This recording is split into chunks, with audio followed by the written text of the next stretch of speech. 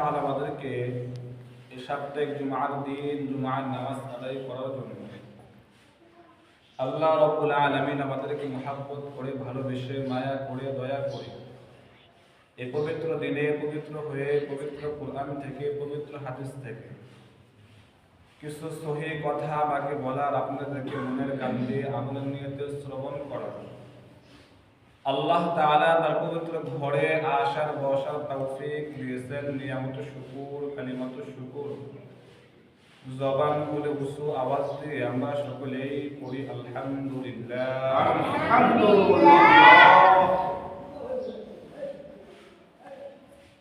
আজকে আমরা আলোচনা করব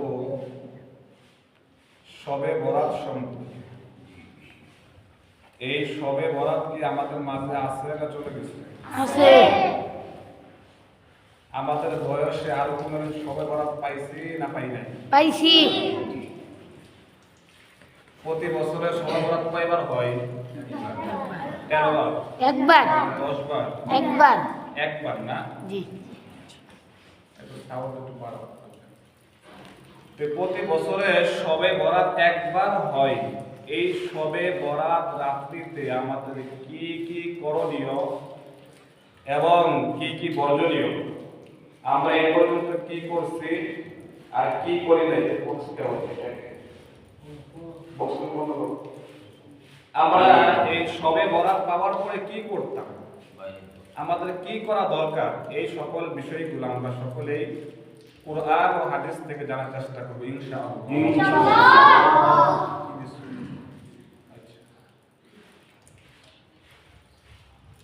এই শবে বরাত হাদিসের ভাষায় বলা হয় লাইলাতুল নিসফি মিন শাবান, মানে শাবান মাসের মধ্যতম রজনীতে। শাবান মাসের মধ্যতম রজনীতে। এই ব্যাপারে অনেক হাদিস আছে, আবার অনেক মতভিন্ন আছে। এই শবে বরাত নিয়ে অনেক হাদিস, অনেক মতভিন্ন, অনেক ঝামেলা আছে। অনেক আমল আমরা করি যে আমলগুলো সহিহ দলিল নাই, আবার অনেক আমল আমরা করি না যে আমলগুলো দলিল আছে। এই বিষয়গুলো অনেক একটা কঠিন বিষয়। এটা আমি আপনাদের বোঝানোর মতন আমার যোগ্যতা নাই, এলেমও নাই। যাই হোক, এই শবে বরাত রাতে আমরা কি করব? সহিহ হাদিস থেকে আমরা জানি, একটা হাদিসের কিতাব আছে ইবনে মাজাহ, হাদিস নাম্বার 1390 নম্বর হাদিস। এই হাদিসের মধ্যে আল্লাহ তাআলার পয়গম্বর কি বলছেন এটা আমরা একটু জানি। এটা সহিহ, এটা সকল উলামায়ে কেরামদের একমত, হাদিসটা সহিহ, সকল উলামায়ে কেরামদের একমত।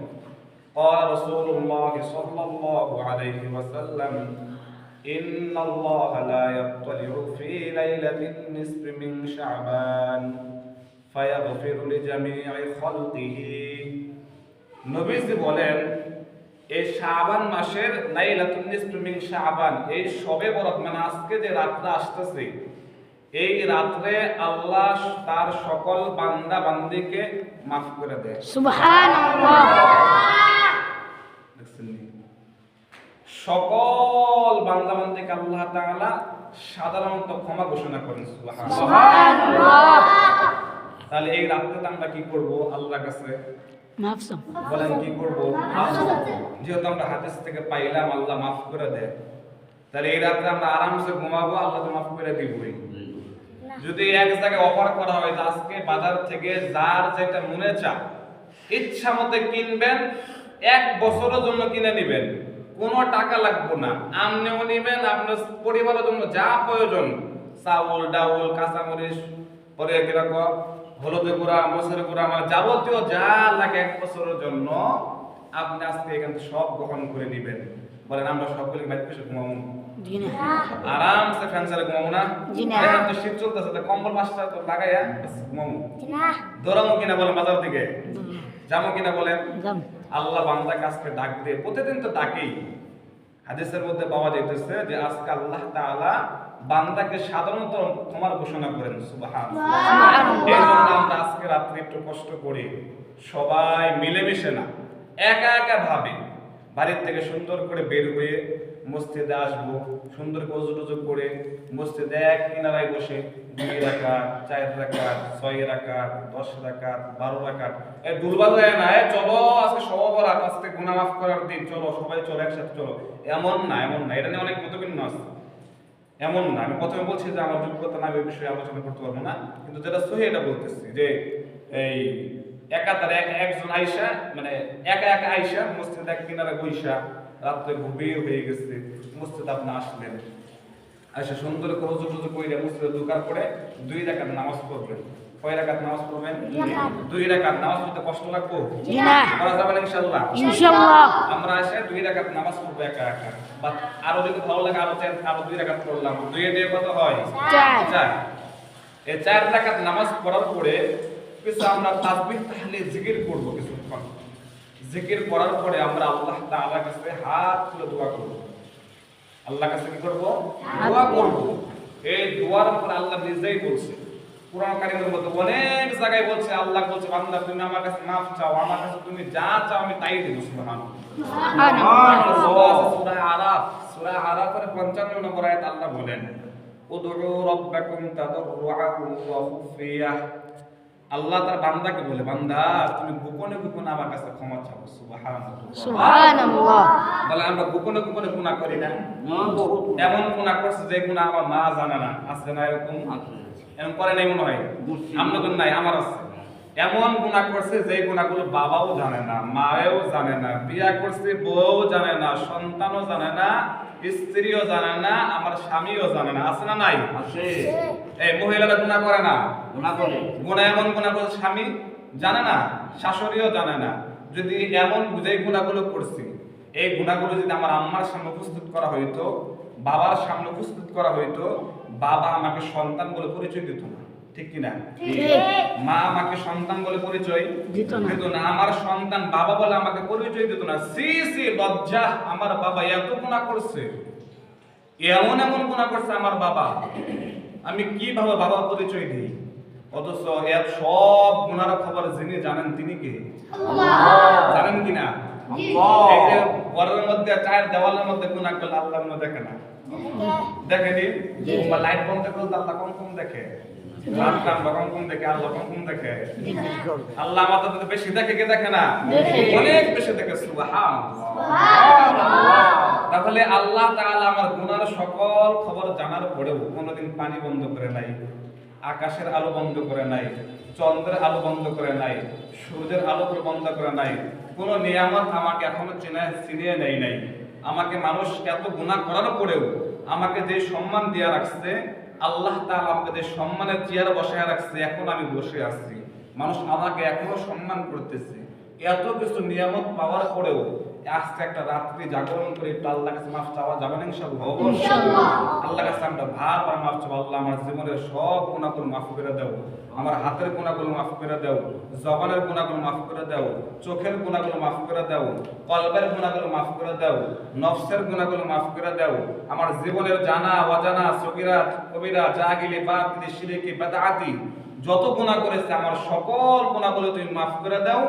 এবং তোমাকে সাক্ষী রেখে বলতেছে, দয়ার মালিক আজ থেকে আমি আর গুনার কাজ করব না, হাতের দ্বারা অন্যায় কাজ করব না, জবান দ্বারা অন্যায় কাজ করব না, চোখের দ্বারা অন্যায় কাজ করব না, পা দ্বারা জিনার কাজ করব না, মানুষকে কষ্ট দিব না, মাকে আর কাঁদাইব না, উস্তাদের সঙ্গে বেয়াদবি করব না, মুরব্বিদের সঙ্গে বেয়াদবি করব না, আর জীবনে দাড়ি কাটবো না, আর জীবনে নামাজ ছাড়বো না, আর জীবনে রমজান মাস রোজা করে ছাড়বো না। আয় আল্লাহ, আমি তোমার কাছে ফরিয়াদ করতেছি, বাসার মধ্যে আমার মা ঘুমাইতেছে, বাসার মধ্যে আমার সন্তান ঘুমাইতেছে, বাসার মধ্যে আমার স্ত্রী ঘুমাইতেছে, আমিও পারতে ঘুমাইতে পারতাম, কিন্তু আমি ঘুমাই না, আমার গুনাহ আমি জানতেছি, এই গুনাহগুলো তোমার সামনে হাজির করলাম, তাওবা করলাম, আর জীবনে গুনাহ করব না। এরকম যে 2 রাকাত নামাজ পড়ার পরে একবার 10 মিনিট লাগে এগুলো বললেন, আরে 5 মিনিট পরে একটু বাইরে ঘোরাফেরা করার পরে সুন্দর করে মেসওয়াক করে আবার ওযু করে আবার যদি নামাজ পড়ে আল্লাহর কাছে এরকম 5 মিনিট বলেন, 10 মিনিট বলেন, আপনাদের কি ধারণা আল্লাহ মাফ করবে কি করবে না? অবশ্যই। আল্লাহ কি দিয়ে লিখলো এটা উদউ রাব্বাকুম তাদাররুআন ওয়া খুফিয়া, বান্দা আমার কাছে তুমি মাফ চাও, মাফ চাইতে দেরি আমি আল্লাহ তাআলা রহমানের পরিচয় দিয়ে, গফফারের পরিচয় দিয়ে আমি বান্দা তোমাকে ক্ষমা করতে দেরি করব না। বলেন সুবহানাল্লাহ। পারা যাবো তো ইনশাআল্লাহ, সবাই পারবো তো ইনশাআল্লাহ। আর মা, যাদের মা দুনিয়ার থেকে চলে গিয়েছে, বাবা দুনিয়ার থেকে চলে গিয়েছে, বাবার জন্য আমরা দোয়া করবো, আল্লাহ তুমি বাবার জীবনে সব গুনাহগুলো মাফ করে দাও, মায়ের জীবনে সব গুনাহগুলো মাফ করে দাও।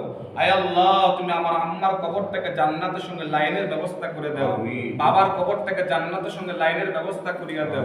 আমার মা বাবার জীবনের সব গুনাহগুলো মাফ করে প্রত্যেকটি গুনার নেক আমল দিয়ে আমার আম্মাকে তুমি জান্নাত উচ্চ জান্নাতের মেহমান বানায় দাও। আমিন। এগুলো বলা যাবে ইনশাআল্লাহ।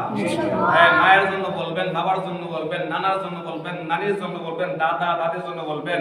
এখন যদি কেউ বলেন যে এই রাত থেকে কবর জিয়ারত করা যাবে না, হ্যাঁ যাবে, আপনি একা একা যাবেন।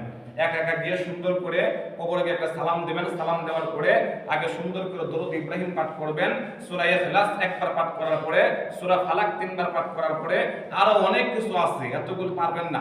যাই এই সূরা ইখলাস একবার, সূরা ফালাক তিনবার পড়ার পরে কেবলমুখী হয়ে সুন্দর করে আল্লাহর কাছে ফরিয়াদ করবেন, এমন ভাবে ফরিয়াদ করবেন যে আমার আল্লাহ তাআলা আজকে আমার আব্বা আম্মার গুনাহগুলো মাফ করে দিবে। এমন ধারণা নিয়ে যদি ফরিয়াদ করেন, আশা করা যায় আপনার আব্বা আম্মার কবরের মধ্যে যে আযাবের ফেরেশতার কাছে আপনার আব্বা আম্মা গ্রেফতার হয়ে গেছে, আযাবের ফেরেশতা হটায়া আপনার দোয়ার কারণে আল্লাহ তাআলা রহমতের ফেরেশতা দিতে পারে কি পারে না? আল্লাহ বলে সকলের পিতামাতা যারা দুনিয়া থেকে চলে গেছে সকল কবরগুলো তুমি জান্নাতের বাসিন্দা বানায় দাও। আমিন। এবার আসেন, এই রাতে আল্লাহ তাআলা কি করে দেয়? ক্ষমা করে দেয়। হাদিসের প্রথম অংশ এটা। এবার দেখেন আল্লাহ কি বলে, এই নবীজি কি বলে, ইল্লা লিমুশরিকিন আও মুশাহিদ, দুই শ্রেণীর বান্দাকে এই রাত্রেও মাফ করেন না। নাউযুবিল্লাহ। দুই শ্রেণী, দুই ক্যাটাগরির লোককে এই রাত্রে আল্লাহ মাফ করেন না।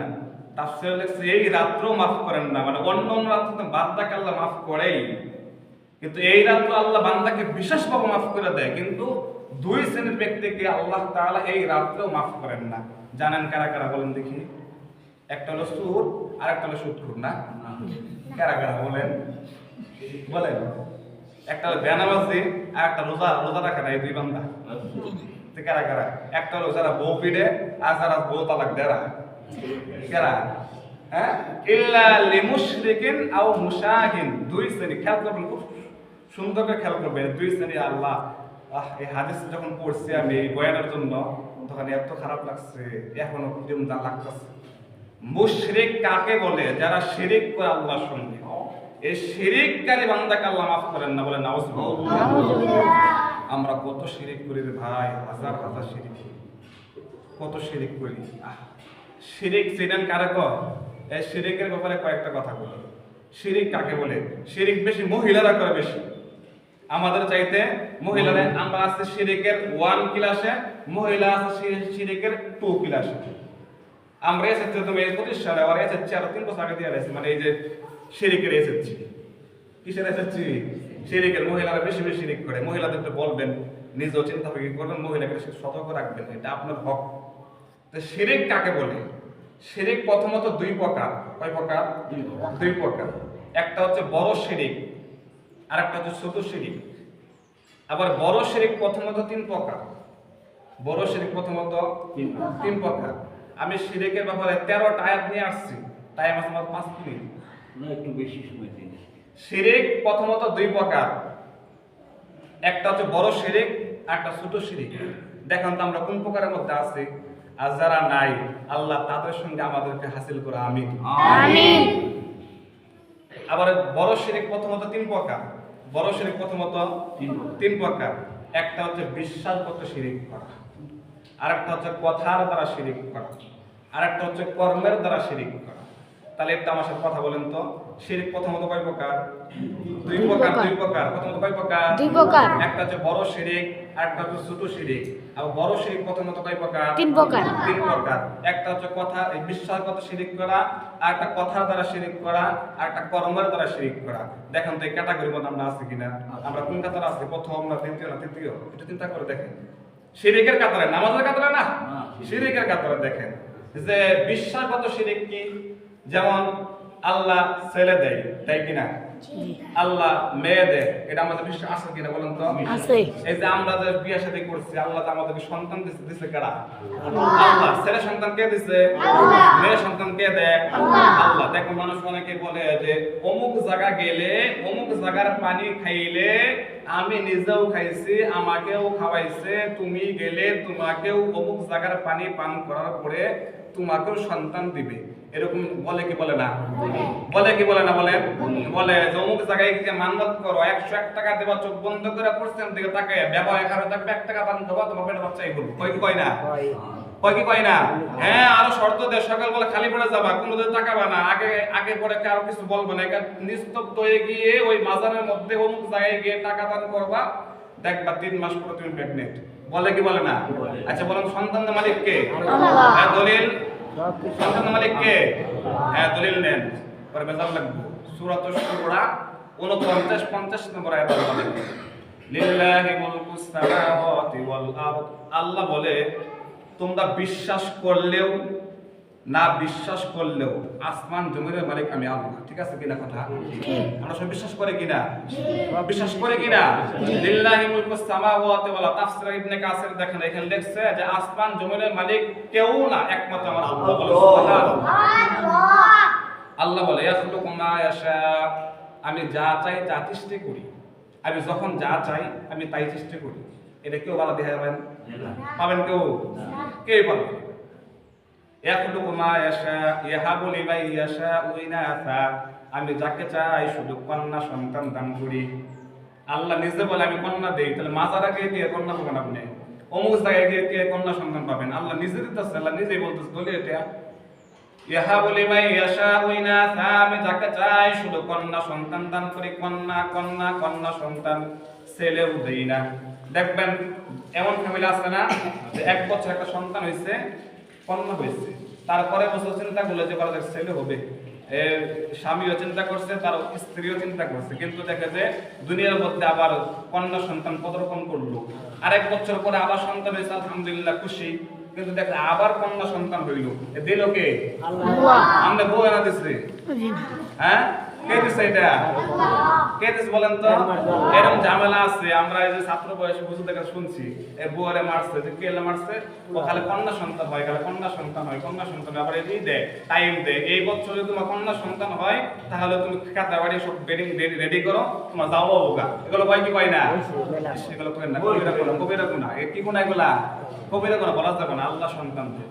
আল্লাহ বলে ইয়াহাবু লিমান ইয়াশাউ ইনাসা, আমি যাকে চাই শুধু কন্যা সন্তান দান করি। ওয়াহাবু লিমান ইয়াশাউ যুকুর, আমি যাকে চাই শুধু ছেলে দান করি, ছেলে মেয়েও হয় না। এরকম ফ্যামিলি আছে না? এটা সাথে ছেলে ছেলে ছেলে 5টা পর্যন্ত ছেলে হয়ে যায়, তারপরে মেয়েও হয় না। এটা কে দেয় বলেন দেখি? আল্লাহ। আও ইউযাউযুকুম যুকরানা ওয়া ইনাসা, আমি যাকে চাই দুটোটাই দান করি, ছেলেও দেই মেয়েও দেই। কে দেয়? আল্লাহ। আল্লাহ ছেলেও দিছে মেয়েও দিছে। ওয়াজআলু মান ইয়াশাউ আকিমা, আমি যাকে চাই কোনটাই দেই না, ছেলেও দেই না মেয়েও দেই না। এরকম ফ্যামিলি নাই? বিয়ে করছে 10 বছর 12 বছর 50 বছর, এমন কোন ট্যাবলেটের কোম্পানি নাই যে এর কাছে ট্যাবলেট আছে নাই। এমন কোন ওষুধ, এমন কোন কবিরাজের তেল করা পানি করা নাই যে হে খাই নাই, তারপরে ছেলেও হয় না মেয়েও হয় না। এরকম ফ্যামিলি নাই? ওয়াজআলু মান ইয়াশাউ আকিমা, আমি যাকে চাই কোনটাই দেই না, ছেলেও দেই না মেয়েও দেই না। ওয়াজআলু মান ইয়াশাউ আকিমা, ইন্নাল্লাহা আলা কুল্লি শাইইন কাদির, সকল ক্ষমতার মালিক আল্লাহ সুবহানাল্লাহ। লাস্টে আয়াতের শেষে বলে কি? সকল ক্ষমতার মালিক আমি আল্লাহ। তাহলে এই যে বিশ্বাসগত শিরিক করা, ছেলে মেয়ে দেয়কে আমার আল্লাহ তাআলা, কোন জায়গায় বিশ্বাস করা যাবে না যে আল্লাহ ছেলে মেয়ে দিতে পারে, আর এই জায়গায় বলে দিতে পারে, এটাকে বলা হয় শিরিক। এটা হলো 1 নাম্বার বিশ্বাসগত শিরিক করা। 2 নাম্বার হচ্ছে বিশ্বাসগত শিরিক করা অনেকগুলো আয়াত আছে, সময় নাই। 2 নাম্বার হচ্ছে কথার দ্বারা শিরিক করা। কিসের দ্বারা শিরিক করা? হয় কিনা বলেন তো, হয় কিনা? এই মেঘ দেয় কি আমার আল্লাহ, বৃষ্টি দেয় কি আমার আল্লাহ।